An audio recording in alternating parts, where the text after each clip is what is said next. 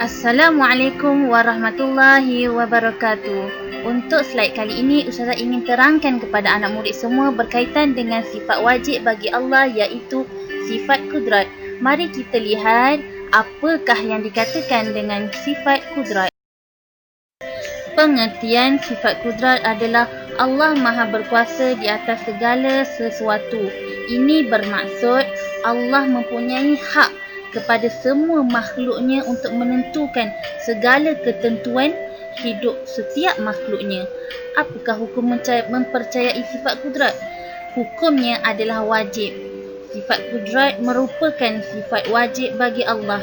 Wajib kita mempercayai bahawa Allah bersifat maha berkuasa. Seterusnya, apakah bukti kekuasaan Allah? Ramai manusia yang tertanya-tanya, di manakah kekuasaan Allah yang sebenar? Yang pertama, apa yang kita dapat lihat, Allah menghidupkan dan mematikan manusia atau makhluk. Hanya Allah sahaja yang mampu, yang mempunyai kuasa untuk menghidupkan dan mematikan manusia serta makhluk. Yang kedua, mewujudkan alam ini. Allah Subhanahu Wa Taala mempunyai kuasa yang sangat hebat yang mampu adakan atau wujudkan alam ini. Tanpa alam ini, kita nak duduk kat mana? Jadi dengan adanya alam ini, Allah telah memberi kita nikmat untuk hidup di atas muka bumi ini. Seterusnya, mencipta langit dan bumi merupakan kekuasaan Allah, iaitu Allah yang mampu menciptakan langit dan bumi. Adakah makhluk seperti kita, manusia seperti kita yang lemah, yang hina, boleh menciptakan langit dan bumi? Semestinya tidak. Tetapi ingatlah anak murid sekalian, yang hanya mampu menciptakan langit dan bumi, seluas langit dan bumi ini, hanyalah yang maha pencipta kita, iaitu Allah Subhanahu Wa Taala. Yang seterusnya, kesan beriman kepada sifat kudrat. Yang pertama, kita akan sentiasa ikhlas, tidak kisahlah ikhlas dalam melaksanakan amal kebaikan. Yang kedua, khusyuk dalam beribadah. Kita beribadahlah kerana Allah, khusyuklah kita dalam beribadah seperti solat, kita membuat amal kebaikan. Ia juga merupakan salah satu ibadah. Yang seterusnya, rasa sifat rendah diri serta tunduk kepada Allah.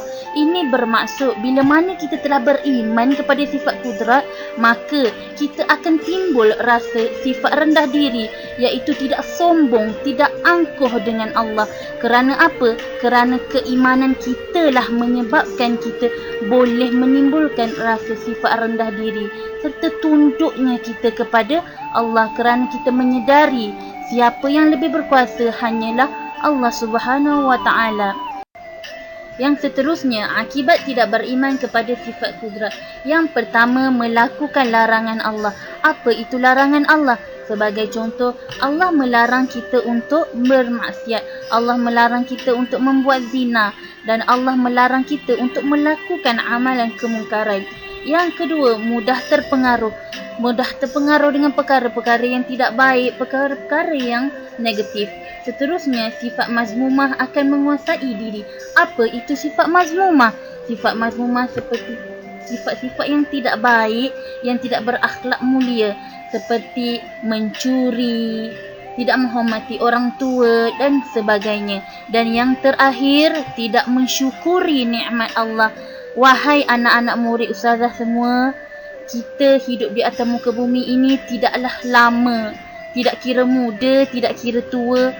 Mana-mana manusia, mana-mana makhluk akan mati juga. Jadi, berkesempatannya kita berada di dunia ini, bersyukurlah dengan nikmat yang Allah berikan.